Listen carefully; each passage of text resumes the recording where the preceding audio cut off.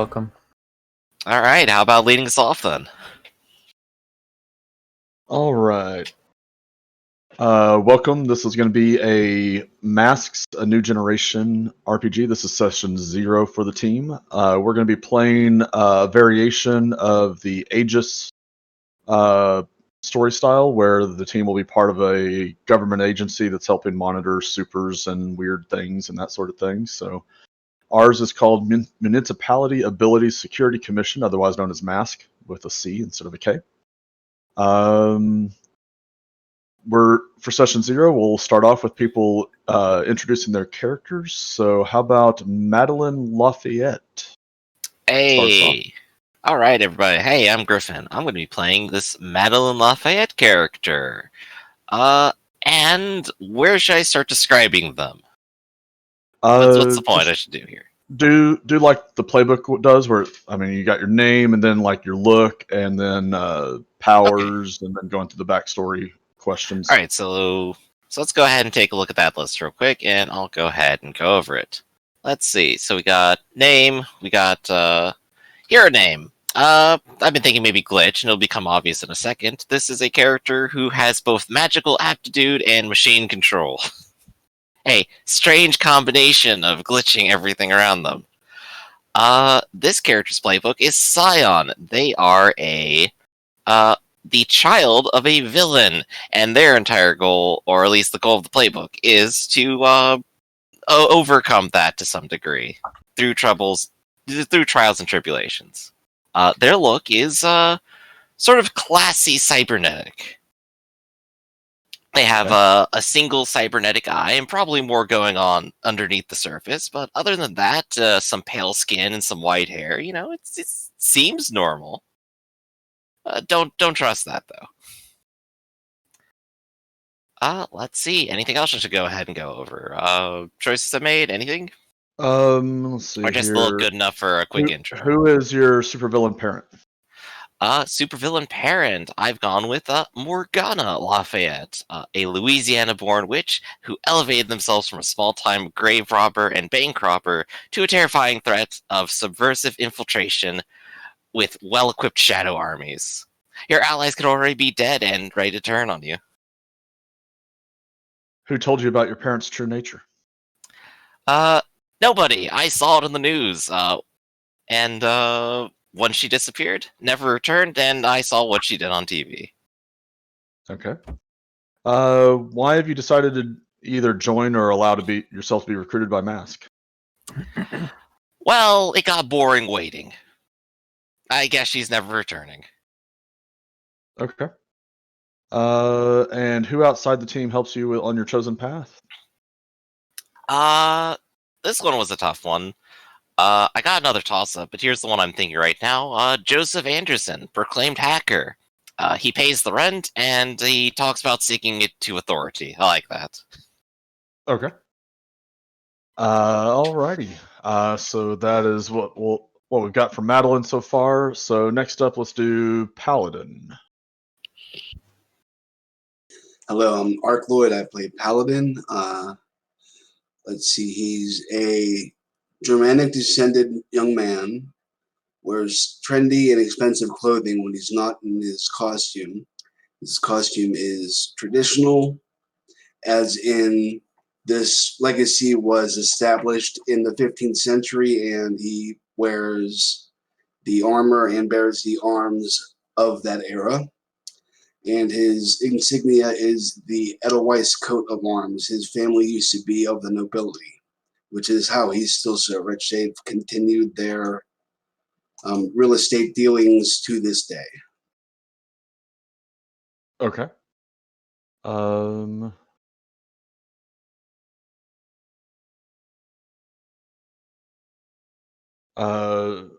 When did you officially become part of your legacy? At 16 years old, as is tradition. Okay. What's the greatest accomplishment of your legacy? In World War II, they defeated Herr Übermensch, the German super soldier, on Normandy Beach. Okay. How does the public perceive your legacy? Outdated. Outdated. Nice. How does your legacy tie into your reason for being a hero? Well, for one thing, swords and armor are cool, but Elroy was also taught a modern form of chivalry by his father, so he tries to live up to this code of honor. Okay. And we'll get to the rest here in a little bit. Anything else you want to add for him at the moment? Well, I've got some relationship things to go through, but I think I want to go Well, do those after we've heard yeah, about everybody else. yep. So next up, let's do Alexander Gray. Shit, sorry, while I was messing with overlay stuff. Yeah. Alexander Gray is a soldier of the organization. Okay. Call sign Gray. Real name, Alexander Gray. He's just a, your average,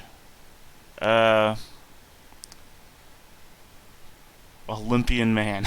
I don't know how to describe. Your Just your average everyday super soldier. You know all those guys you see at the Olympics? He's Mhm. one of those guys. He's buff, but he's also very Based on that description, I'm thinking super strength and durability is one of your powers. What's the other one? enhanced I'm senses. thinking Ryan Lochte though. Like I don't know what Olympian. I'm thinking like some swimmers. You might want to be more specific. Oh, shoot. What was the guy's name? Or the bowler, Olympic bowlers. That's they're Olympians. Dart throwers. Sorry. At Yeah. 10 a.m. in the morning, no sleep and a little bit of a sinus thing going on. Gotcha. Head's just not picking up the thoughts coming to my brain. It's alright, we still love you. What was his name? John Atlas? Something Atlas. What was his name? I can't remember exactly, but now we know what you're talking about, at least. So that's yeah. good. Yeah. That's who I was originally thinking. Charles. That's Charles Atlas. John. But there is a guy named John Atlas. Well, I'm Looks sure like there's he's a lot wrestler. of people with a last name named Atlas. Yeah, but you know what I'm saying. He's got a build like that. It's very athletic. It's lithe, but it's also strong. You know, if you're thinking in that headspace, like a Bruce Lee, you know, he's very mobile, but he's also strong at the same time. So is your second one Enhanced signature senses. weapon? No, enhanced Oh, senses. enhanced I said senses, it. I okay. thought you heard, but Gotcha. yeah. All right. Cool. This is what I found for John Atlas. But no, he's always in uniform as well. What tragedy or disaster led to you gaining your abilities? Well, my thing is that I don't really have abilities. I'm very fit. I spend all my time in the fucking gym. Well, I mean, you have super strength and enhanced senses and durability. So I mean, like, I just pushed myself beyond, man. I'm 110% man. All right. So you are not aware of what the tragedy or disaster is that led to your abilities because you don't think you have them. That's great. Yeah. What inspired you to officially join Mask? I always wanted to be a superhero, but I don't have powers. Gotcha. So I just joined the organization where all of the superheroes go, and I was like, I'll help. I'll do what I can. I'll be out there, and you know, a lot of these superheroes, they get their powers through accidents, right? Maybe I'll be present. Maybe something will happen. Okay. Oh, toxic waste dives in. You get a Saitama moment. You just lose all your hair and gain superpowers. No, I watched RoboCop. I know what happens when you just dive into toxic waste. You become RoboCop. That's awesome. Maybe. What outside of Mask and the team connects you to the civilian world?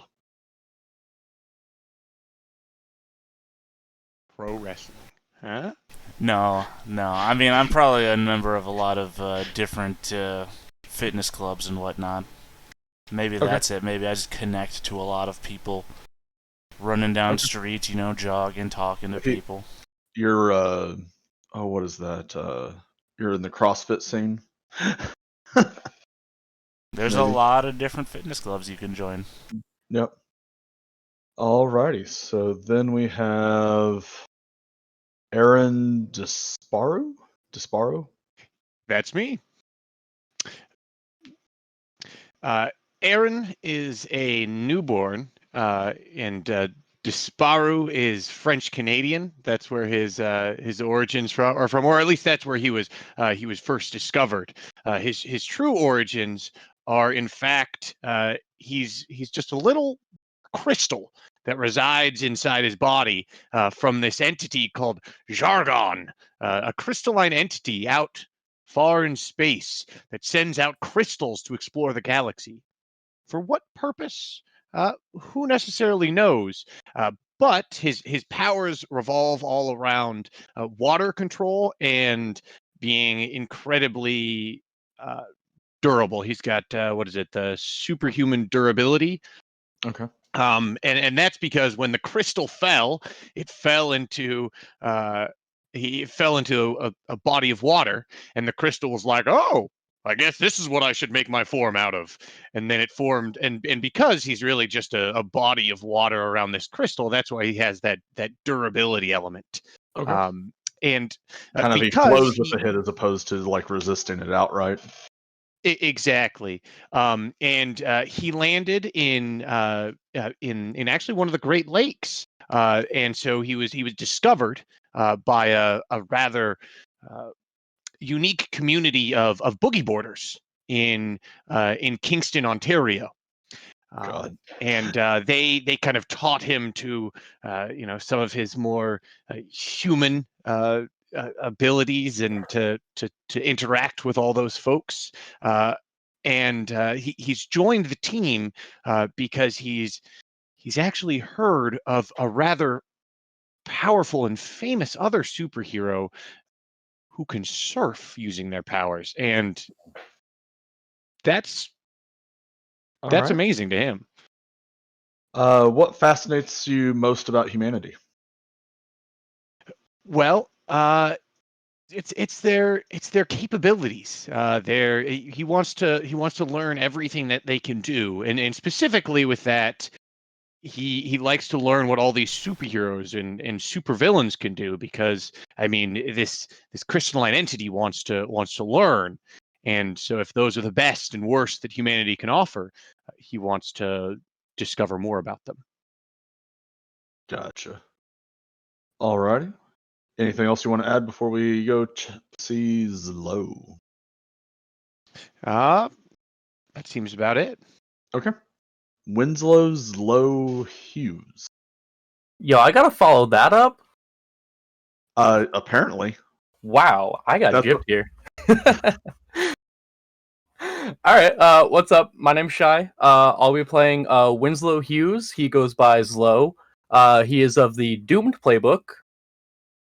And his hero name, he goes by Strange Chameleon, as noted by his big-ass chameleon tail.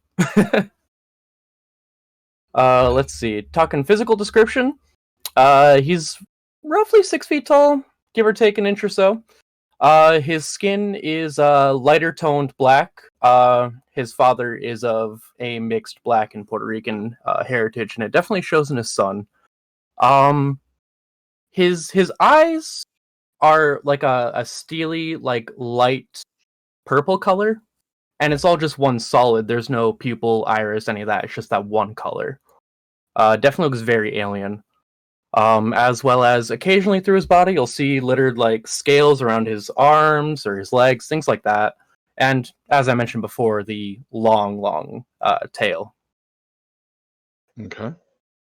Let's see. And tell us about your nemesis. His nemesis is a fun one, because as is typical, it has to be a parent. His mother, actually, who does not have a name, but her title is the Queen of the Wild Shapers. Wait, is she also a witch from Louisiana? Not quite. I was about to say, like, oh my gosh. I'm gonna say there's parallels between our characters, and it pisses me off, but it's also like great. It's It is wonderful. great. It's like we'll just both get them confused. It's wonderful. I Like do. All right. So what? Let's see here. So what do we know about her so far? Okay, so I'm taking some liberties with the world here, which I think is the point. Yep. But basically, before humans had some seriously established civilizations, back when the world was young, there was a species who were sort of like people, but they had some more animal traits, and they were known for their magics, their shape shiftings. They were a very, very powerful species, essentially. So powerful, in fact, that when humans started gaining their own sentience, the ability to use tools, things like that, they were like, okay, these guys are a problem, and they had found a way that I have not determined to basically seal them behind some barrier that they cannot cross. Okay. Humans can apparently cross into it, which we'll go into when we see this backstory here. Okay.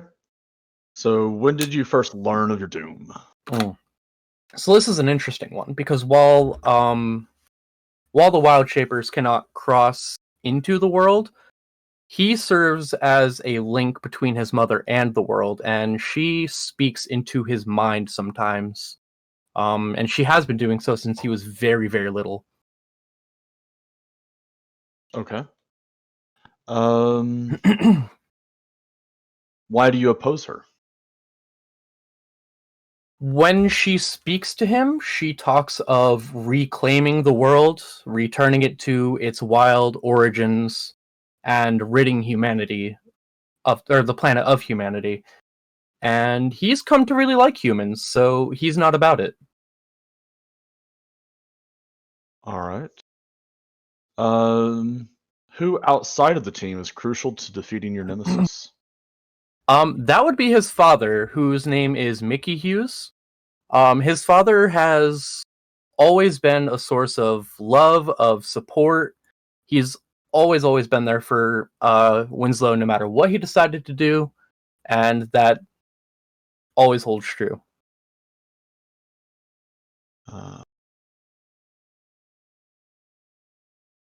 um, and then your sanctuary. Tell us about that.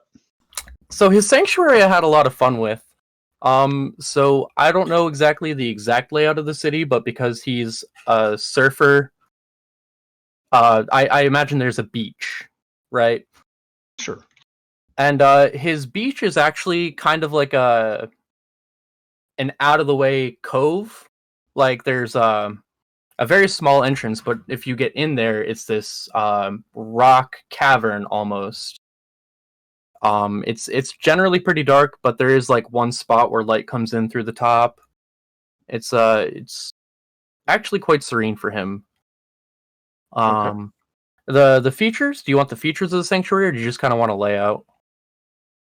The description's fine. We can get into the mechanics of it later. Sure. Alrighty. So next up, let's. I wanted to. I never described what my character looked like, and I had a question as well about the. I have the power elemental form, and does that mean I can go into an elemental form? Does that mean I always have an elemental form? Yes. Okay. Because this system is very much about like part of the just creation process is defining your powers.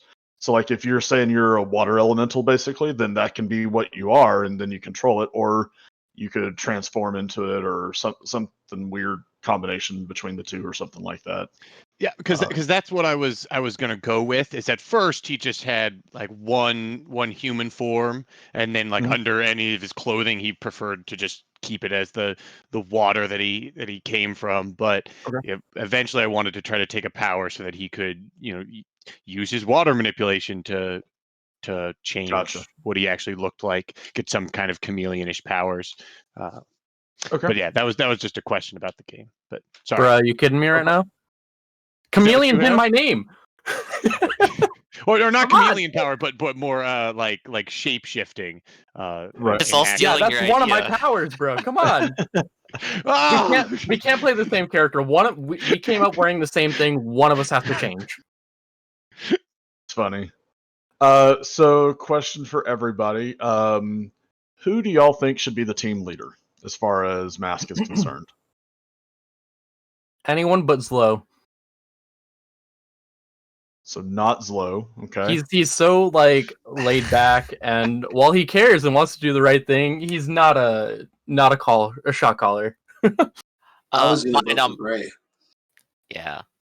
My nominations, I think, are probably both Paladin and Gray. Those are definitely the easiest top candidates to fill into it. Legacy and already in the organization, already a functional adult, already a soldier. You know, it seems like they have everything going for them.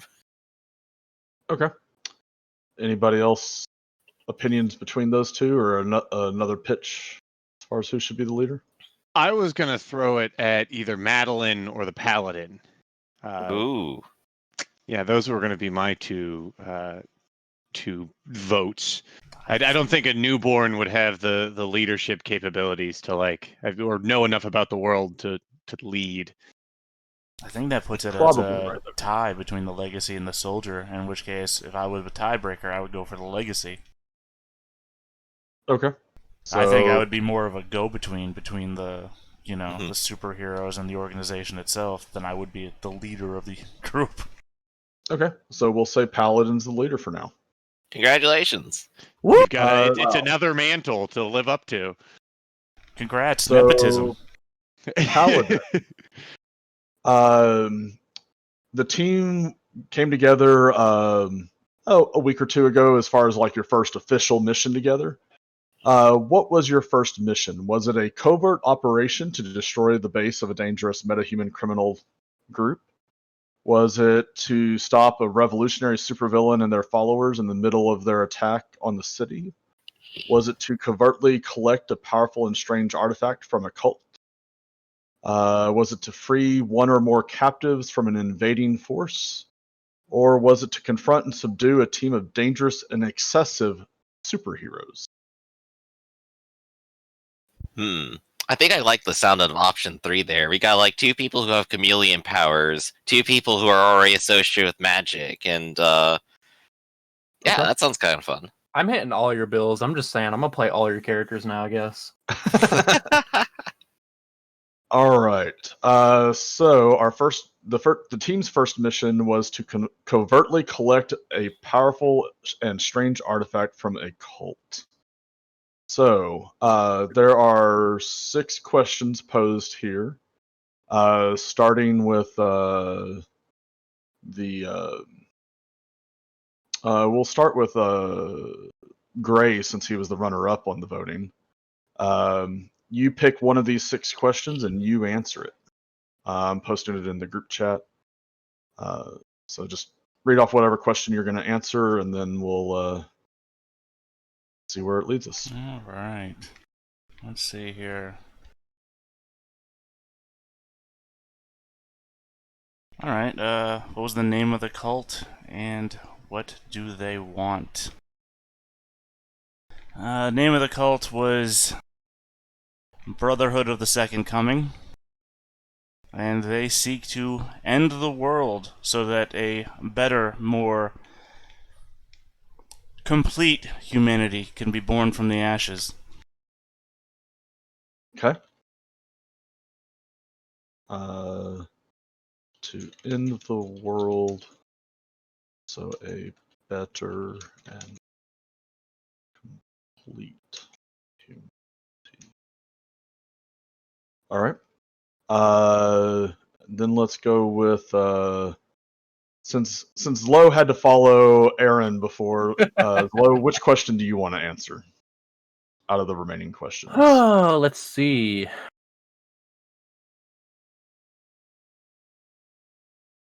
Do we have a recording of what these answers are somewhere? I'm making one, yeah.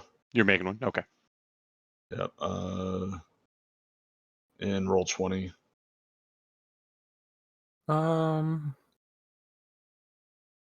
You know what? I'll take the fucking easy way out. I'll take the what was the origin of the artifacts?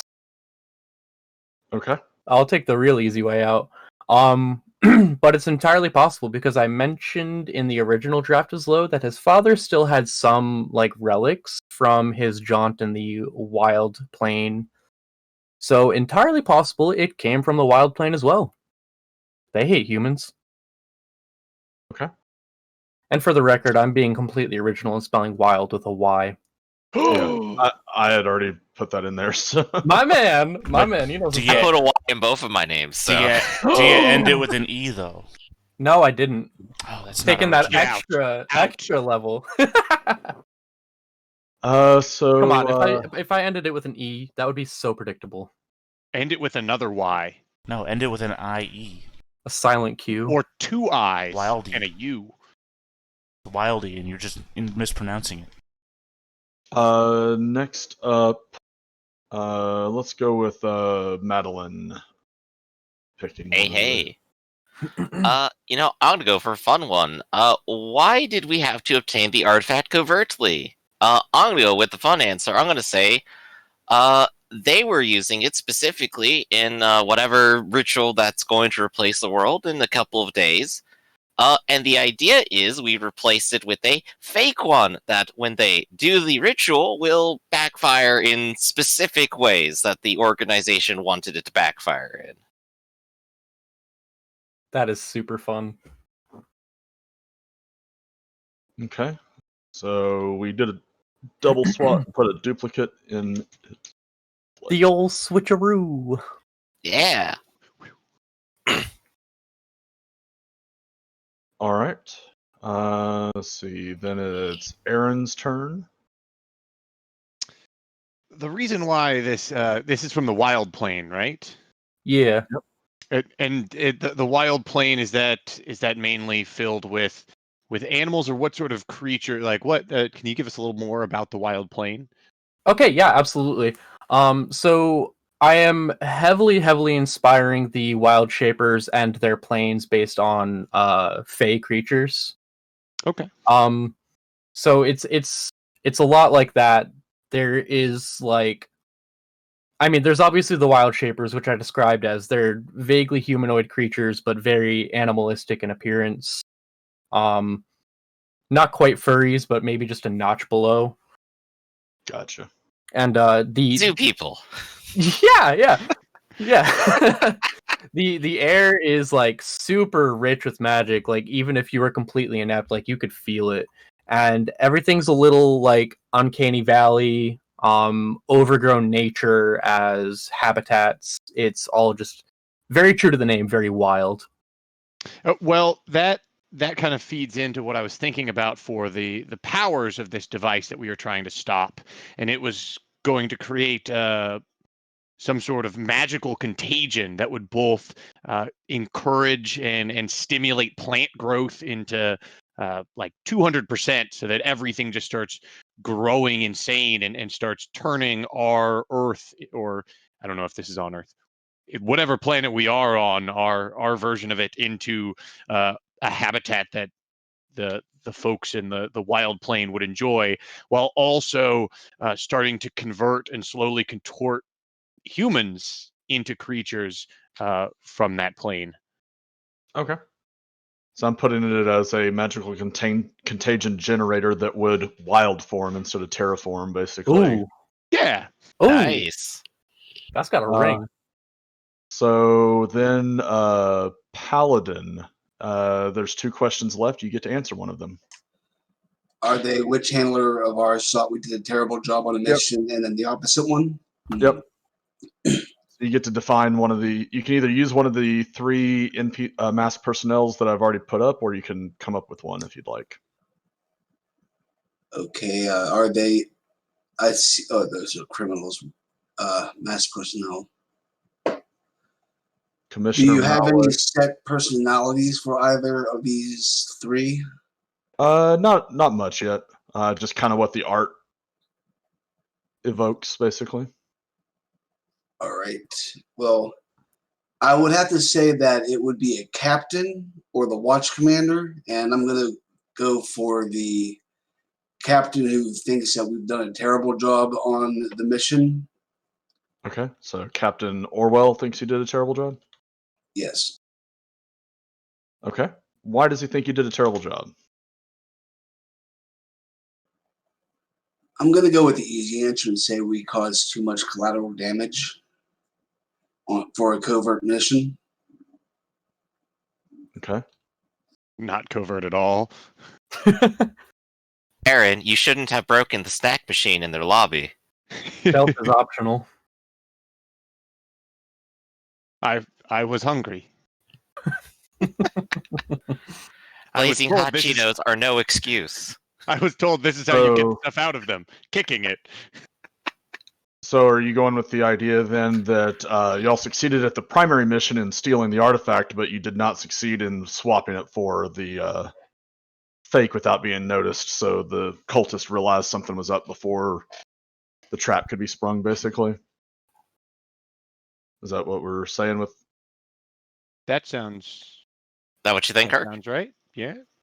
Well, I was thinking we may have succeeded, but the damage we caused was a distraction enough that they didn't know why we were there. It didn't look like we did what we were there to do, according to them. Okay.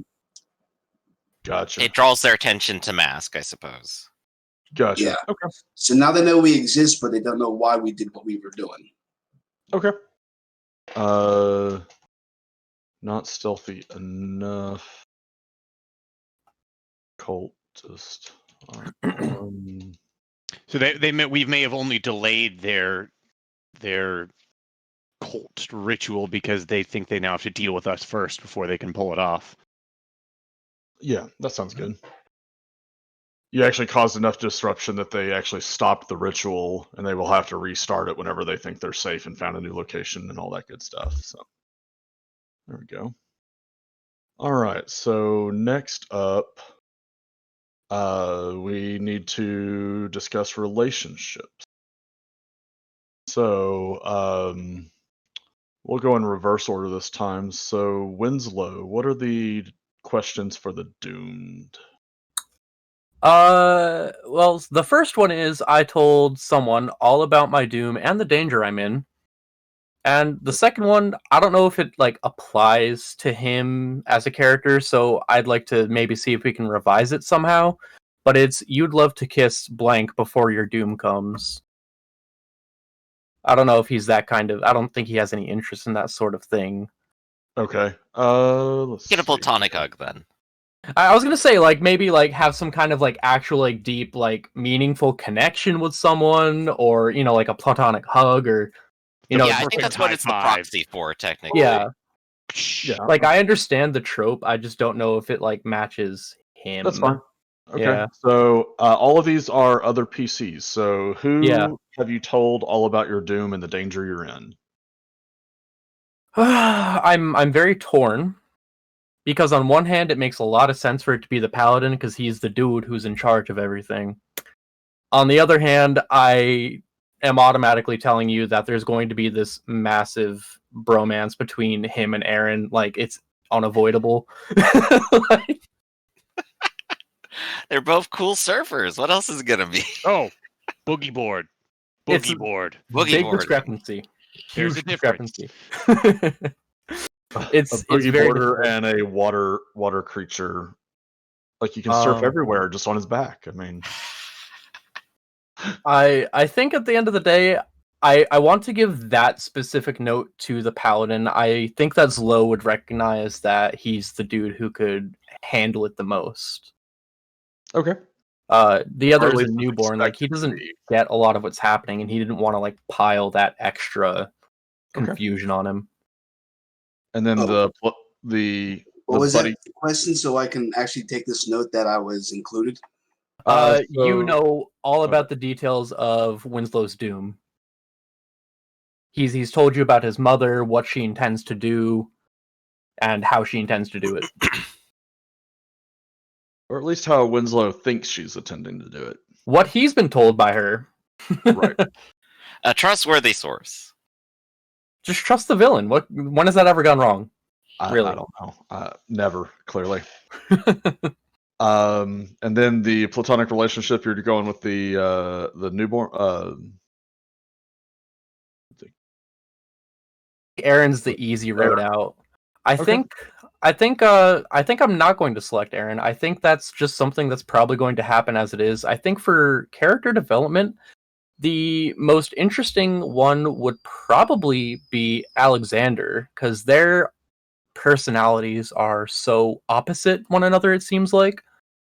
And he really just wants everyone to get along with him and realize he's a good guy and work well Okay. with someone so opposite him. So I'm definitely going to say Alexander. Sounds good. So next up would be our newborn. So I actually really enjoy the way Zlo is going in the opposite direction of the newborn, because I feel like Aaron really looks up to Zlo, and especially that he was found in this community of surfers and boogie boarders. So with the first one, I'm going to go with Zlo as an exemplary human. They show you around and tell you how things work, and I also kind of like the twist on that, in that Zlo is also a creature from only like half human. yeah, Yeah. exactly. And so this is what this is what Aaron believes is human. So he's like, yeah. Why doesn't anyone else have weird eyes and a big tail? Well, I mean, And he's a crystal creature, so like you're way closer to human than he is. I mean, and then for the second one, it's the behavior of blank confuses you again and again. You're determined to understand humanity better by studying them. Um, I think this builds into the surfer bro that atmosphere, but I'm going to go with Madeline there, because not only is it kind of, that's you're a scion, so you've got the father of a villain, so they kind of want to get that aspect. But they always say that there's two different human species, and so the surfer bros are always trying to understand, get the attention of those chicks on the beach, and so it's got to Break my understand where this is iPhone coming again from. like that, and I will break more of you. But who are they? Why are they always trying to get you? nice. I love it. Why must they attain? I love him so much. So then we've got Gray next. All right. I have blank is crucial to the long-term success of replacing Mask. words here. Mask. Yeah. I must protect them, and I also have blank isn't always thrilled with the way Mask handles things. I've come to value their critiques even if I don't agree with them. For the first one, I'm thinking that Madeline is crucial to the long-term success of Mask, and I must protect them. Madeline, being a scion, I think represents more to Mask than, say, the Legacy, in my opinion, as it's basically you are the daughter of somebody we fight against. If we can turn you and get you to see the light of everything, you are valuable to the long-term success of Mask. Okay. I dig it. Second one, not always thrilled with the way Mask handles things. How would you feel about that one, Paladin? Now we could do better at some things, I would figure. I'm thinking you because you come from a long line legacy that maybe you have values instilled in you that don't really align with the modern day, or maybe they Right. think that Mask is a shit show and why are you with them? I don't know, but I think maybe that could also work against type, and that'd be kind of nice to roll with.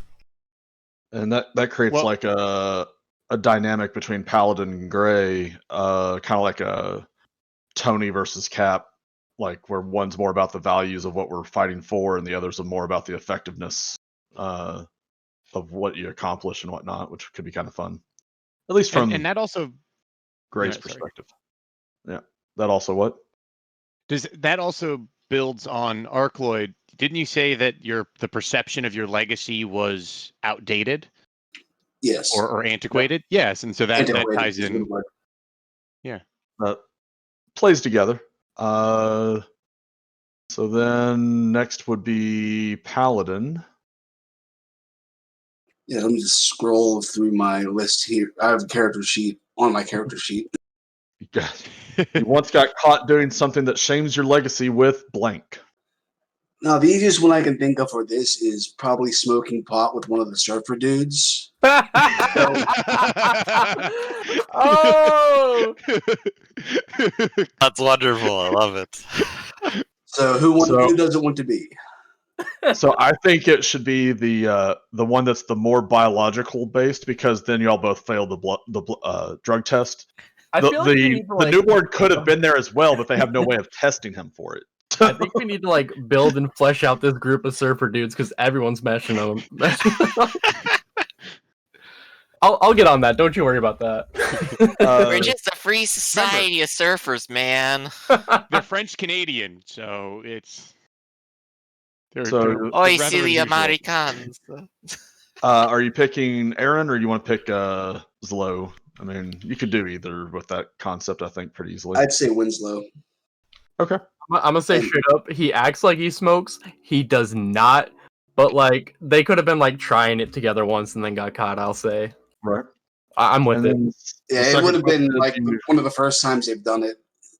That they got caught. Oh, I skipped one though. When all things considered, when our team first came together, all things considered, we did well and impressed an established hero. We didn't do our team first came together. We did the first mission. It's a different question. Okay, so we've already done that. Yep. All right. You trust blank and told them an important secret of your legacy. I'm gonna go with Gray. Okay. Ooh, and that might build into why he doesn't trust, like why Gray doesn't. Ooh. Yeah. It's all coming together. So, what secret of your legacy have you shared with them? Well, that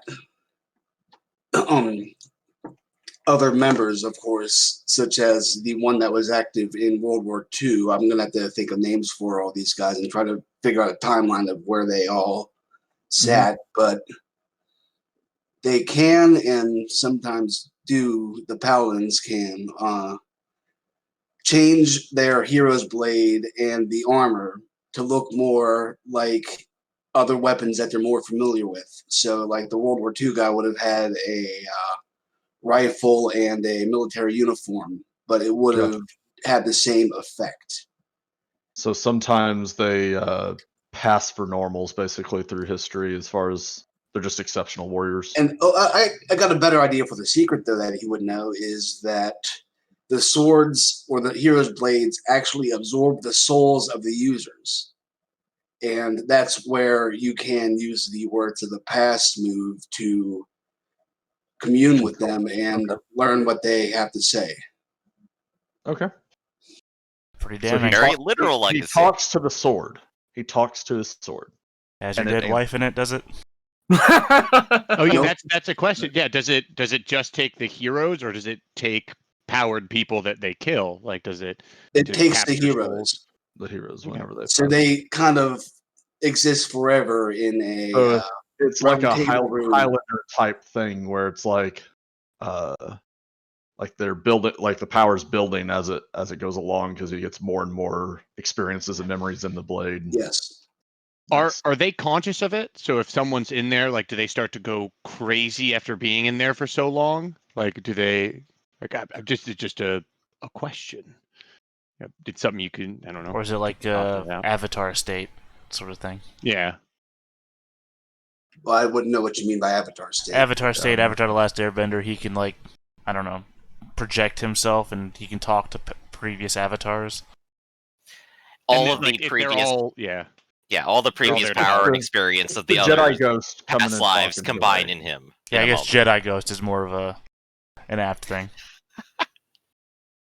It's like Ray, like you're not alone, the type thing. I'm always wondering why, like, the Sith don't come back and then just like mess with them. Well, they just do all the time. They just do it independently. The Sith are more about immortal life, and the Jedi are more about, eternal afterlife. Let me tell you about Marka Ragnos. Oh, and the last thing is, for influence, I give influence to all my teammates. Ooh. Okay. We'll get to that here in a second because I forgot to do that with everybody else. Madeline, let's look at the Doom's 2 questions. I got them right here. First one is blank is the only one who understands what I'm going through. I told them what part of me I wished was more like my parents. So there's two choices for both these questions, and I think I might flip-flop which one is for which.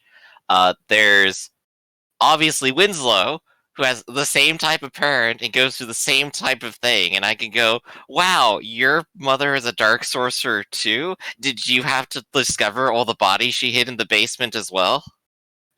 Jesus. Or it could be with our legacy paladin here, who I share because they understand maybe trying to overcome their parent, and understanding which part they want. I want to be more like. Now that's a difficult toss-up.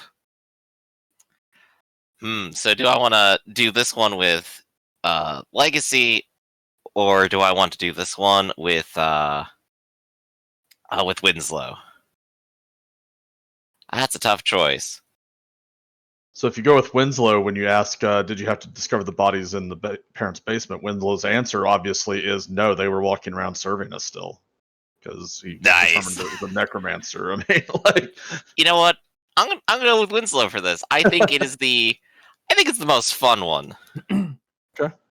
Because the other one is my parent once fought and thrashed blank. I've got to find a way to make it up to them.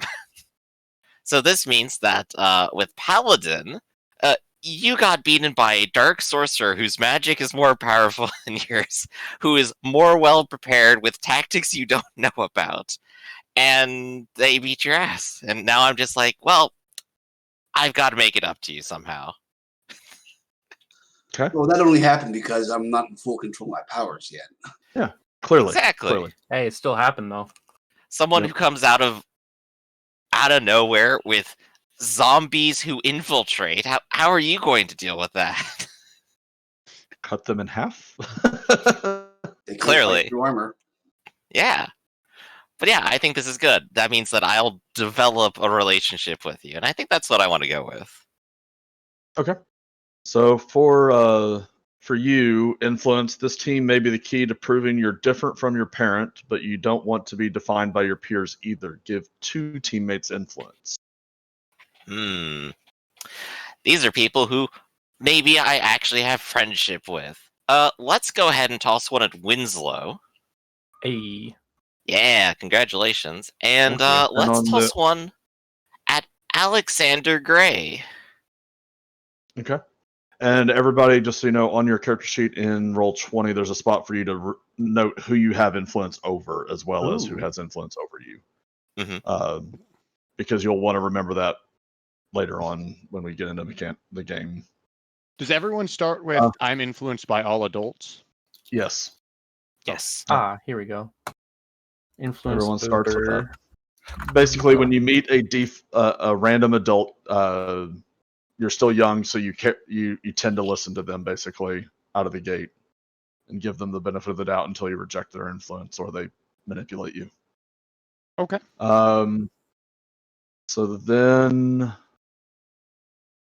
let's see here. Our soldier. Respect is earned, soldier. Tell 2 teammates what they did to earn your esteem and give them influence. Everyone else will have to try to match their efforts. Madeline's father. What is their name? Or mother, I guess? Morgana. Morgana. I think Paladin earned my respect when they fought Morgana, because I don't remember the circumstance here, but if it was to protect people, that is something that would earn my respect. Okay. The other one. Sorry, I keep forgetting. Slow? Was that the name? Slow. Sorry, I have you too, listed but... as Strange Chameleon, so everyone's calling you Slow. I was like, oh, did I just put the wrong name down? Yeah, that's his self-appointed nickname, and personally I hate it, but it's in character. Do you think you would have given anything up to reveal the nature of the artifact that we then had to go get before? I would say probably. He's not trying to create panic by talking about his mother, but if he knew something about what he was looking at, even if it was, I sort of know what this is, he would absolutely let you know. Right, and I think that's the kind of forthcoming nature, I think, which would earn some respect as well. Right on. All right. So Zlo and Paladin. Okay. Um. Next up. And this is for fighting Gray's mother, Glitch's. No, I'm sorry, Glitch's mother. Wow, we have a hidden backstory I didn't know about Madeline. Madeline, that's her mother name? So Glitch's mother, like when Glitch's mother beat you down, you were protecting some innocents, and that's what got Gray's esteem. So that's why you have influence over Gray at the moment. And protecting people is exactly what legacies are good for. Right. Let's see here. Next up is our doomed. These people matter for what you need to do. Give influence to 2 teammates. Right. So this is a bit of a rough one because I know who you'd give him to just based on friendship, but this is who he needs. And I really want to give one to Madeline because their inherently magical nature means that they have some kind of natural offensive defensive inclination towards the wild shapers. So that will be pretty critical towards meeting his doom. Oh, so that's where all the spiders I summon come from. They're really big, right? No. The other influence, someone who's really important, this is hard. Because you got Aaron for moral support. You got Paladin because he's the hero. Mm-hmm. And you got Alex just I don't know if Alex actually counts for this. I like him, but I don't know if he actually plays a big role. Bro! Look, I'm sorry. We'll see if that changes. But it will. Influence comes and goes. So you know what? I think Winslow acknowledges he can't do anything alone, and while he has a good professional relationship with most of you, I think his friendship with Aaron is something that keeps him moving. So I think I'm going to give it to Aaron. All right. Then we have Paladin. You're a part of this team for better or worse, and you care what they think. Give influence to all your teammates. Yep.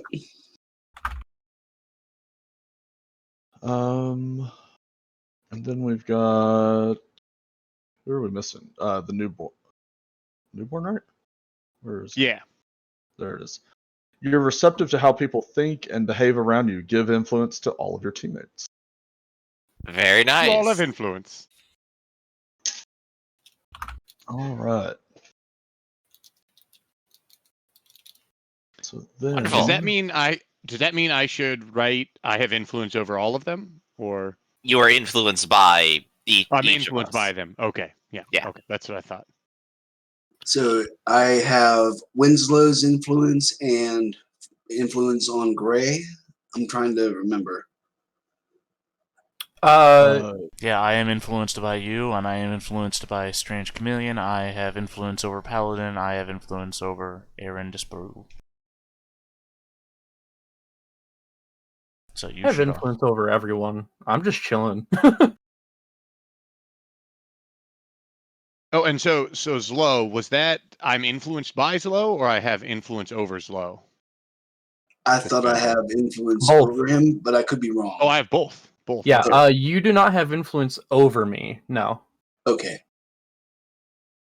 I just know about your doom and your mother. Okay, I'm trying to get all. You know what? this I can straight. freely give influence, can't I? Like I don't have to pick from those because that makes so much sense. Like it doesn't have to be limited to 2. So influence comes and goes. These are just the people that currently start the game with it. And it doesn't mean that others haven't had it in the past. All right. Because when you have influence over someone, it makes you can use it to either manipulate them and get them to do what you want, or just have a passive bonus when you're using your powers to affect them.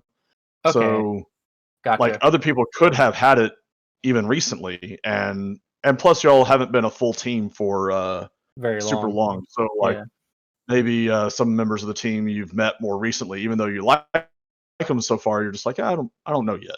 I mean, Okay, so, that works. So no let's see influence here. yet.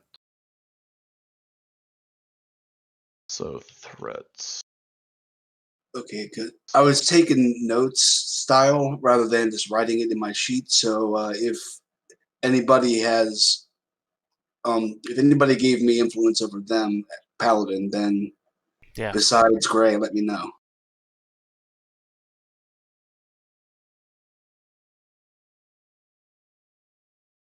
Trying to think. Actually, did we just only give you one influence? I guess so.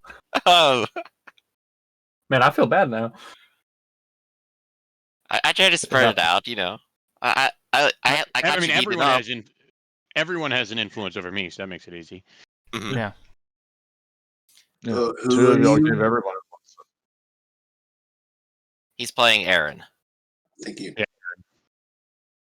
Yeah. The only two people Should I I have then add influence over everyone's are the name? two people that have influence. Give to everybody. Happens. So I've got some artwork here for our Brotherhood of the Second Coming. Ooh. See here if it'll load in right.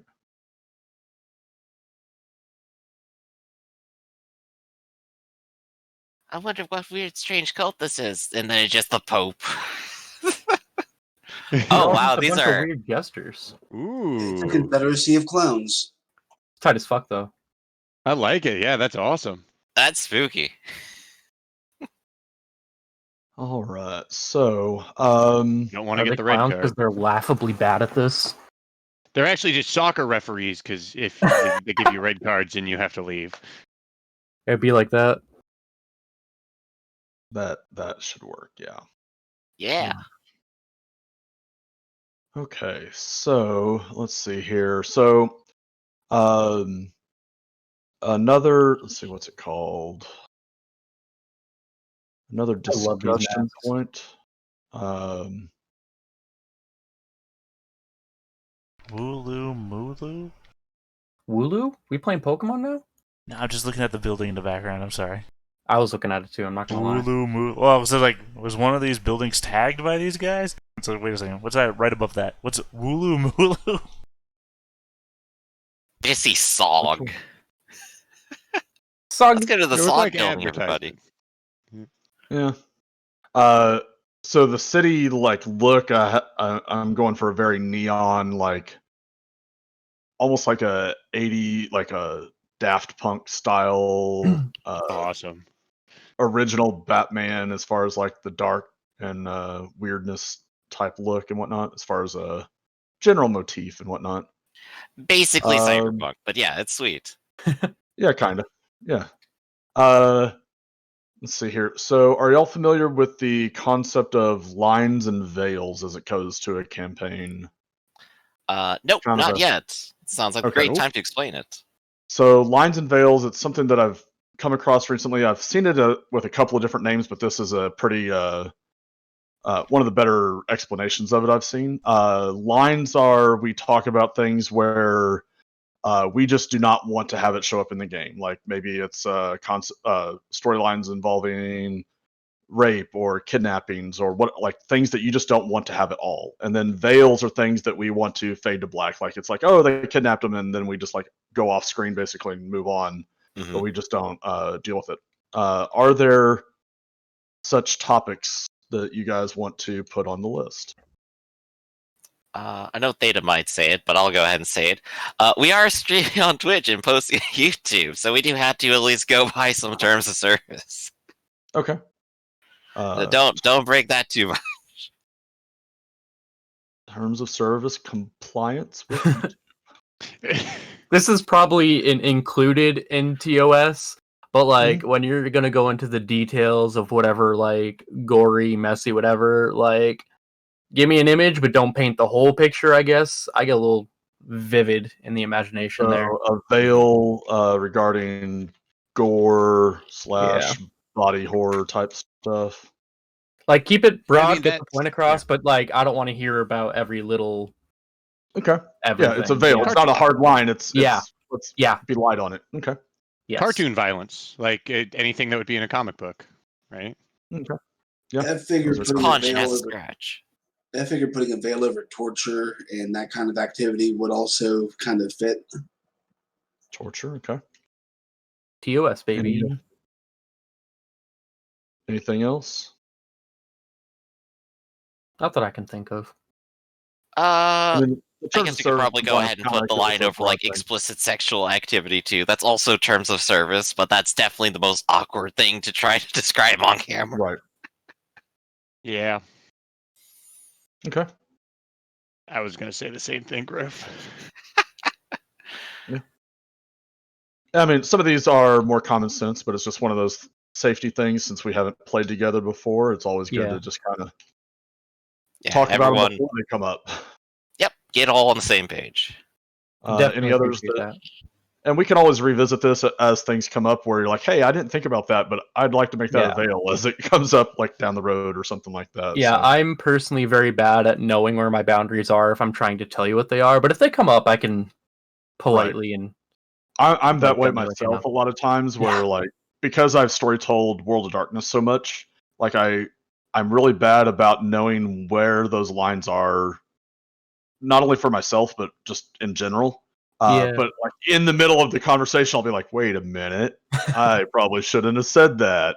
So, um, I mean, and I will put it. There's a a deck that I'm going to put in on Roll20 that will be sitting like in the bottom right corner of our image each time, and all it has is one card in it, and it's just a red X. And it doesn't reveal who posts it or anything, but like if we hit one of those lines and you need to communicate quickly that we've hit one of those, all you do is pull that card out and throw it up face up on the middle of whatever screen we're on, and then we know, hey, we hit the line and we pause and we figure out what's going on and whatnot. So, That's a cool system. I like that. All right. I'll get that set up for our first game. Any other questions or things y'all want to cover regarding playbooks or game themes or anything like that? Let's see.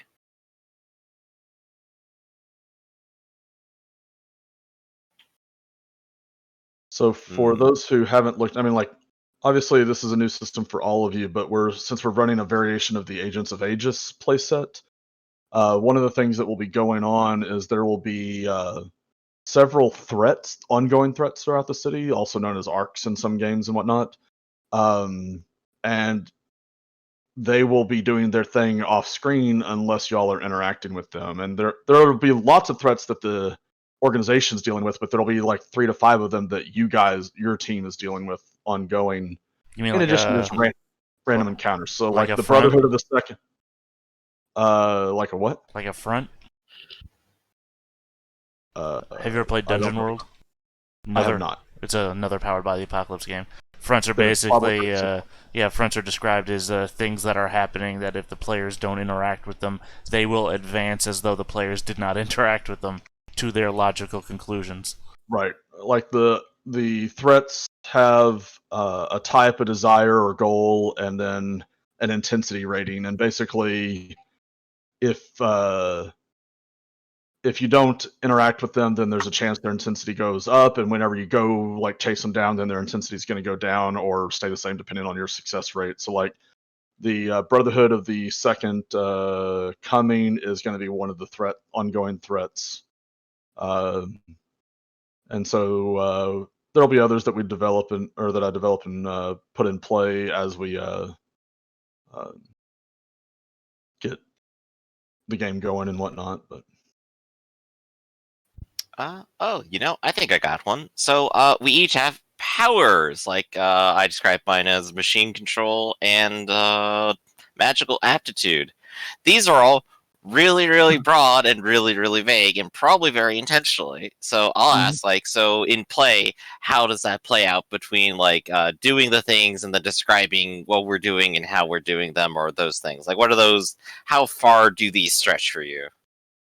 so This is part of the system that I'm still trying to get my mind around. But basically, so one of the what's it called? The adult moves is fine manipulate or fine control of your powers eventually. Mhm. So the basic idea I've got is that you can set out to attempt to do a thing with your powers, but your powers aren't always doing what you think they should type thing. And Mhm. so we have some fun with that. And the other thing is this system is intended for us to be able to tell stories very much like some of the comic books, where we may have an episode where y'all are facing an existential realm warping, terraforming, wild forming threat, and the very next episode is Each uh, episode, a beach episode where there's Superman gets some turned into a bullies horse and again. whatnot. Every And episode of the beach episode was low. Let's go. that's his default start or end of the episode. I mean, basically. is Yep. No, low, 100%. let's go your motto? Let's go slow. Pokemon, let's go slow. But so like with the it's intended for us to be able to scale the power level to the adventure. Like how powerful you are is literally how powerful do we need you to be for the story. So Mhm. it's like if you look through some of the playbooks, some of them are I have bows and arrows and acrobatics, and others are I'm invulnerable and super strength and super speed. Right. And these are supposed to be characters that hang out together. So I mean, it's kind of like if you watch the CW show, Arrow is just as useful as the Flash at any given moment. I mean, And so that's what we're going for. I was is that literally kind of just reading a comic where Green Arrow was going on about how Batman did not make a, those, he has all those plans, like if Superman goes bad, and Green Arrow doesn't have a plan because Batman didn't think I was worth it. So later on, he shoots Aquaman through the eye, kills him from like 2 miles away through a superstorm and everything. It's like, fuck you, Batman. I could be a world threat. something like that. Yeah. So yeah, Um, Green Arrow could take on Aquaman. yeah. Well, he'd probably have a harder time shooting Superman. I'm It just is saying. Aquaman, so Aquaman like, is the water yes. version of Yeah. Superman. Don't bash on Aquaman like that. He'll But have if a he's but not if in fucking the he's water, boxing arrow. if he's above the water, I mean, no shit, he sucks. So He doesn't suck. He's as powerful as Superman. He's still super strong, super invulnerable. Aquaman's kind of crazy, honestly. but back to the original question though, there are 7 basic moves that all of you have access to. The first one is directly engaging a threat. So when you directly engage a threat, you're going to roll the 2d6 plus danger. And if you roll a 7, 8, or 9, that's a regular hit. You'll pick one of the following. And then on a 10 plus, you'll pick 2 of the following. So you'll trade blows, which means you'll do damage to whatever it was, and they'll do damage to you. But then one of the things you can pick is to resist or avoid their blows. So like if you just roll the 7, 8, or 9, it's like, okay, we trade hits and I resist your blow. Or you could, instead of resisting their blow, you could take something from them. Or you can create an opportunity for your allies, or you can impress, surprise, or frighten the opposition. And so like you could be using your powers to directly engage a threat. You can also unleash your powers where you roll freak instead. And freak, this is unleashing your powers is used when you're overcoming an obstacle, reshaping the environment, or extending your senses. So like with our hacker, like our with your powers, you can like use it to like, I'm gonna unleash my powers to slice into all the video cameras within a couple of block air radius to get extending your senses, and that would be unleashing your powers. You can use it to comfort or support an ally, where you roll mundane. And you can actually you're actually giving them advice on something or helping them out with something, and so you can help heal them, which is clearing a condition. You can shift their labels if they decide to open up to you. You can potentially add team to the pool and that sort of thing. You can defend someone or something, and obviously from an immediate threat, and so with that you roll plus savior. And with successes there, if you roll 7, 8, or 9, you expose yourself to the danger or escalate the situation in some way, but you can add team to the pool, take influence over someone, and protect it or clear a condition. I'm gonna link you guys in our group chat, or actually I'll put it in Roll20 because that way it'll be there whenever you're looking for it later. But there's this PDF someone made that has all these and what they're able to do. But basically, what you're trying to accomplish dictates what the role is, as opposed to like in Mutants and Masterminds, where I throw a lightning bolt and what's your to hit with your lightning bolt and how much damage does it do. Like if you're using it to directly engage a foe, then we use that role. If you're trying to overcome or reshape the environment in some way, then it's unleash your powers. If you're just trying to provoke an enemy, there's a role for that. So I mean, like there's one for assessing the situation. So like maybe the super senses comes into play for our super soldier at that point, where he's trying to figure out what here's the biggest threat or what here's in the greatest danger or whatever the case may be. So it's just it's a very open-ended system as far as what the power level is, and it really just kind of takes us defining it as we go of what do you think is within your realm of capabilities type thing.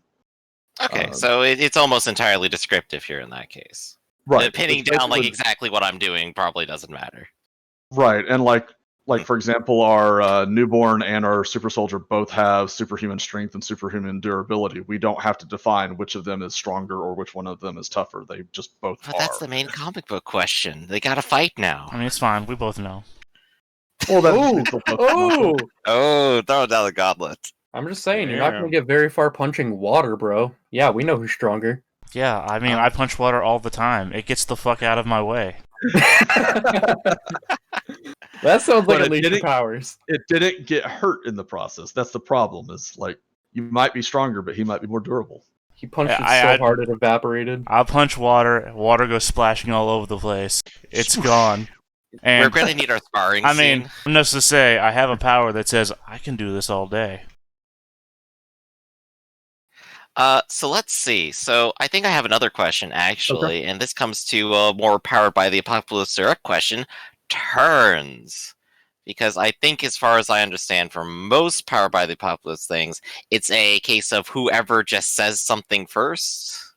For a lot of things. Much. That's my understanding of it as well. Which can create some awkward flows sometimes.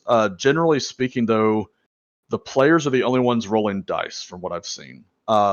So, like, if the bad guy hits you, it's because you provoked him, and so he's overreacting and gonna blast you and try to make you take a powerful blow or something like that. You're the only ones rolling, and it's I generally like. Again, I'm still relatively new to the system, but I generally try to make sure we're cycling through in relatively a turn order type thing. But especially whenever someone says, I create an opportunity for an ally, well, which ally did you create the opportunity for? Then, okay, well, they get to go next type thing or something like that. But basically, I want to make sure that someone's not getting overshadowed by louder voices or the alpha gamer or whatnot. So sometimes I'll just call on who I want next type thing to make sure everybody's getting a turn. But so if you act as the moderator for that, I think that's perfect, because that's, of course, my concern: making sure everyone gets a turn, everyone gets to have a time to shine. Sideline, but it's not like in a D&D where we don't have to go in the same order every time or anything like that. That would have been a great name for a character, though, the alpha gamer. You know, it's not too late for Madeline. Just saying. Oh, it could be the alpha gamer. What was that? No, Teen Anderson, Titans? not alpha gamer. It was that Teen Titans episode with that guy who's just playing video games with Cyborg. What was that? Oh fuck! Who was that? Oh, it was I the other remember that. Was that Atlas? Oh, I don't remember. I'll bring it full circle. It's Atlas again. Charles Atlas. I don't know. Most of what I remember is Mad Mod. Really? That was. It was such a. I remember because of how surreal that episode was. My favorite was Billy Numerous. I'm gonna have to go back and rewatch the series now. Thanks. Yeah. Let's see here. What was the other thing I wanted to cover? Has everybody gotten a chance to read over conditions and influence? I have. Or if not, y'all want me to just kind of cover it a little bit for... I think that'd be good. Go ahead and just start from the top.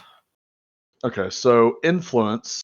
Since all of you have influence over at least one team member, some of you quite a few team members, and all adults start off with influence over you. So when someone has influence over you, it means that you care about what they do, say, or think. At any time, you can give influence to any character who doesn't have influence over you. All adults have an influence over you when first introduced. When you have influence over someone, you take +1 to all moves targeting them, including rejecting their influence. So you get a +1 to your 2d6.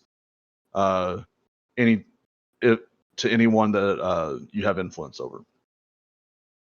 When you take advantage of your influence over someone, you surrender the influence you hold over them and choose. You either give them -2 on a move they just made after the roll, you inflict a condition on them, or you take an additional +1 on a move targeting them after the roll. So you always get a +1, and then like if you really need them to do something, or you really need to jump in the way because you're targeting them, so it could be literally you jump in the way to save them, and you can take advantage of the influence to get an additional +1 to push it over to a big success if you wanted to, or something like that. When someone with influence over you tells you who you are or how the world works, you can either accept that or reject that. If you accept what they say, the GM will adjust your labels accordingly. So I'll give you a +1 and a -1 to your labels based on what they're telling you. So, like maybe someone's telling Paladin that, hey, your mundane life doesn't matter. You really got to like go in all on the hero and the team and whatnot. So maybe I'll also be like, okay, your mundane goes down 1 and your savior goes up 1 or something like that. Right. If you reject what they're saying, then you roll 2d6, and on a hit, so a 7 or higher, you successfully hold true to yourself and tune them out. On a 7, 8, or 9, you choose one of the following, and on a 10 plus, you choose 2. So you can either clear a condition, mark a potential, clear a condition or mark a potential by immediately acting to prove them wrong. So if they're like, you gotta go all in, and Paladin's like, nope, I'm going to the gym, bye, and just like goes to hang out with the CrossFit crowd that Gray introduced him to, or whatever, whatever the case may be. Second option is you shift one label up and one down of your choice that has to go against whatever they were preaching, basically. And the third option is you cancel their influence and take +1 forward against them. So +1 forward means you get a +1 to everything targeting them for the scene. On a miss, their words hit you hard, you mark a condition and the GM adjusts your labels anyway. So like if you try to resist them and fail, then like I'm going to adjust your labels and you get one of the conditions. If you have influence over a teammate and you would gain that influence again, you immediately shift one of their labels up and one of their labels down of your choice. And then if you have influence over an NPC that you would gain again, you take +1 forward against them. So that's the influence rules. Any questions regarding influence there? Anything not clear or anything like that? So when you modify someone else's stats, you just keep the influence until they resist, basically, is what I'm hearing, I think, right? Or do you actually spend that in order to change someone else's stats? So if they accept the change, then I'm the one making the change. If they reject you, then they get to make the change if they successfully choose that. If you gain influence and you already had it over them, then you get to make a change to their labels. And I mean, like, when do you get rid of the influence in that process? So the influence is only expended either when you take advantage of your influence over someone or if they reject your influence. Got it. So if you're like trying to convince them of something and they accept it, that doesn't use it. Like they care about your opinion and they adjust. Only if they choose to reject it or if you choose to take advantage of your influence over someone. So like Okay. the influence list from what I've seen can get rather long. Sometimes if people aren't finding the opportunities to reject or whatnot, you could just have a huge list of NPCs that you end up build the having influence interpersonal over. drama. Right. And the conditions, there are 5 of them. Yep. Yeah, 5 of them.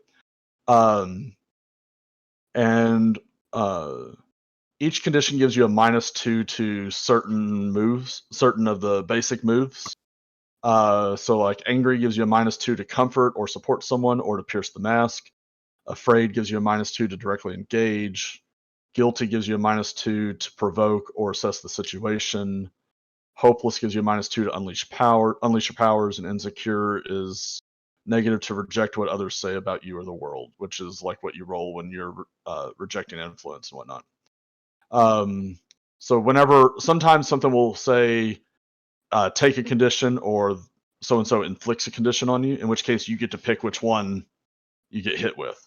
One of the things that's important to realize about the conditions is like afraid gives you a -2 to directly engage, which is normally rolled with danger for most of you. But like our legacy might have the move where he gets to directly engage with savior, and it's not giving you a -2 to danger; it's giving you a -2 to directly engage. Does that make sense? So it's going to modify all the moves that have that move phrase, which means like it's not necessarily going to do the same thing to all of you necessarily. The other thing when it comes to this is your labels. You'll see the highest modifier is a +3 and the lowest is a -2 on your labels. But the most you can ever have is a +4 to something or a -3. So like if your mundane is -2 and you get hit with what is it, angry, so you get a -2 to pierce the mask, and that would normally be what you roll as mundane. You're just going to have a -3 because that's the max penalty you can have. Clearing conditions. So there are lots of different moves that some of you will have that help you clear conditions. Rejecting someone's influence over you can help you clear a condition by acting in a way that proves them wrong. The other way you can clear conditions is at the end of any scene in which you take the corresponding action, you can clear that condition. So, like to clear angry, you can hurt someone or break something important. To clear afraid, run from something difficult. To clear guilty, you can make a sacrifice to absolve your guilt. To clear hopeless, fling yourself into easy relief. We all know that our boogie boarder is going to go boogie boarding a lot when he needs to clear hopeless, I think. To clear insecure, you take foolhardy action without talking to your team. So any scene you do one of those, if you have the corresponding condition, then you can clear it at the end of the scene. The action that lets you is comfort or support someone, lets you help clear someone else's labels. Clear someone else's conditions. So there's that as well. There's probably And other you said ways. scene. You said scene, so Yeah. it's just a scene is that whole action, right? Is there a specific definition of scene? Scene is whatever we're covering. So the way I kind of think of it is whenever it's your turn, you're playing through like a panel or two of a comic book. The scene is probably the 2 pages that are open usually, and then the game session is the episode or the particular this month's issue type thing that we would get in a comic book. So Okay. there are typically will be several scenes in a session, although we Okay. could like at the big showdown that it's like the episode is all about that one big showdown or whatever, and so won't always be a lot of scenes in an episode, but typically there is. Awesome. Let's see here.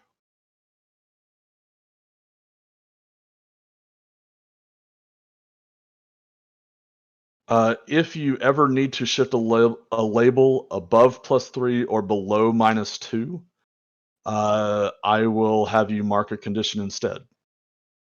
So that's one of the things, the dangers of keeping like one of your labels at a +3 is if an NPC has influence over you, and then you accept or fail to reject their influence, then they could shift that danger +3, and now you've got a condition. So they can hurt you by just talking to you. Go figure. Min-maxing is dangerous. You're too dangerous to be left alive. So the next thing we'll talk about is team pool. I don't know if this is another powered by the Apocalypse systems, but at the start of every session, you'll get 1 point in the team pool. A team pool can be spent basically it can be spent by anyone involved in the scene when someone else rolls after the roll to say how you're helping them do what they're doing. So that's how we get the Superman does the super punch against Doomsday and he doesn't go down. So then Batman's like, I throw a few batarangs at him, and Wonder Woman's like, I jump in and whatever. Again, the max modifier is +4. So like when you try something that you only have a +0 or +1 to, the team can actually help out a lot more than when you're already one of the best at it as well. So, and then when you enter a battle against a dangerous foe, which is not every encounter, but some of them, then I'll add 2 team to the pool. So like the first time we do that each session, it'll automatically go to 3, basically. And then one of the then we check the following things. If the team leader has influence over every teammate, then we add another team to the pool. If everyone has the same purpose in the fight, add another team to the pool, which we'll check in on what everyone's purpose in the fight is. And there should be times where that's not the case, and there should be times where it is. I mean, like some of you, when we go into an encounter, maybe like, I want to stop the bank robbers, and others are like, I want to protect the innocents. That's not the same purpose, even though they synergize pretty well. They're not the same goal. If any team member mistrusts the leader on the team, remove a team. And if your team is ill-prepared or off-balance, remove a team. So sometimes, like, if you get ambushed, then maybe like, oh, you don't get the full amount because like you're getting jumped or whatever. So you can spend 1 to give an ally, and each of you can spend 1 to give an ally. So like if Paladin goes for something and Gray wants to help him, he can spend a team from the pool to give a +1, but he can't spend 2 team. And like if y'all are split up and there's only 2 of you in that area, then that's all that can be added. Does that make sense? Yeah. So there's that. And then team members can also spend team to act selfishly. When you act selfishly, say how your actions ignore or insult your teammates. Remove 1 team from the pool and shift 1 label up and 1 label down, your choice. You can use this option after rolling to alter the label you're rolling with. And then when time passes where we go to the next scene, I will empty the pool and restore it back to 1 team. So like you don't get to like build it up over several scenes and then go into the big bad fight with 7 or something like that. And then at the end of each session, the last thing we will do is each of you will choose whether or not you feel like you've grown closer to the team, grown into your own image of yourself, or grown away from the team. If you've grown closer to the team, you'll explain who made you feel more welcome or how you fit in the team better, give influence to that character, and clear a condition or mark potential for yourself. If you've grown into your own image, explain how you see yourself and why, and you shift a label up and a label down. And if you've grown away from the team, explain why you're detached and you take influence over you away from another character. So that's one of the most consistent ways to remove influence from another player is to just be like, I'm kind of going off and being by myself. But yeah, the next thing to explain would be the potential. On page 1 of each of your playbooks, there's the 5 checkboxes. So anytime you roll a miss, so if you roll 6 or less, you'll get a potential. And then there's all these other ways that it says we've talked about where you can gain potential. Once you mark the 5th one, then you'll get an advancement. And like your first 5 advancements have to be from that small list at the top of the advancement section. And then your 6th one and later can be from the bottom list. But like once you get all 5, you'll erase all 5 check marks and then get an advancement and start tracking again. Taking another move from another playbook, that's pretty open-ended. Like you can start flipping through all the moves that everybody else has, not just other players in the game, but like any of the playbooks that are printed. Question? Yeah, so I'm looking specifically at there's the playbook document for the Halicon City, and then I'm looking at the Halicon City collection. And they have just a slight difference of like advancement potential. And this might be just a question that you could do some research on or look into. But essentially, the difference is one of them allows you to get burn and three flares from the Nova playbook. So I didn't know if that For what? Who has for that? the newborn. Yeah, I think looking at it, that's a special choice just for you, where you basically gain that mechanic because you chose. Yeah, because otherwise someone couldn't take a power from the Nova, I think, because they wouldn't have burn. Yeah. Similar on mine, I can choose to advance and take the mask general power as an advancement. Right. So there are some general advancements that show up on pretty much everybody's list, but then different ones of you will have different, very specific ones. And I think almost everybody has like a specific one of some kind that is very. But then there's also your team moves and your moment of truth that you can get, and like some of them, like the Beacon has one where he can just change playbooks. Like, okay, Cool. I haven't gotten far enough into a game to see what that does, so yeah. I did a little bit of reading. You just sort of can start brand new over on the new one, but you keep a bunch of your advancements you've already taken. Okay, seems interesting. But yeah, that's pretty much how the progression works in the game. I like how it's tied to failing a roll, having a miss, because because some of us are really unlucky with dice. Hey. And those people will advance much quicker than the rest of us. But they're really unlucky with dice, so will it matter? I don't know. I guess we'll find out. It's kind of cool because if you're always succeeding, then you don't really need more. You don't need more. Like, I mean, yeah, you don't need more. But if you're struggling and you need to reach that next level, then that can boost your power to fill the. Yep. It's void, also I guess. incentive to drama. Do something you're not good at, and if you happen Right. to fail, you've advanced. If you didn't, you had a fun moment. yeah, I mean, it's It's another way interesting. that I'm it kind excited. of pushes you away from min-maxing, because it's like you don't want to always fail when you try something, but you also don't want to be like maxed out to where you always succeed either, because I mean, The obviously it's progression's nice if fail. yeah, I mean, and I really like when people roll the 7 through 9 section, because it's like a give or take, like it's something good, something bad happens, so it's kind of interesting in that regard. So, but yeah, I think that covers the basics of stuff. And I've got my notes in order to prepare for next session. If no one has anything else, I mean, that's pretty much all I've got for today, is getting the session 0 The stuff session ready. 0. Yeah. Yep. Are we still I'll make playing on Wednesday then? Or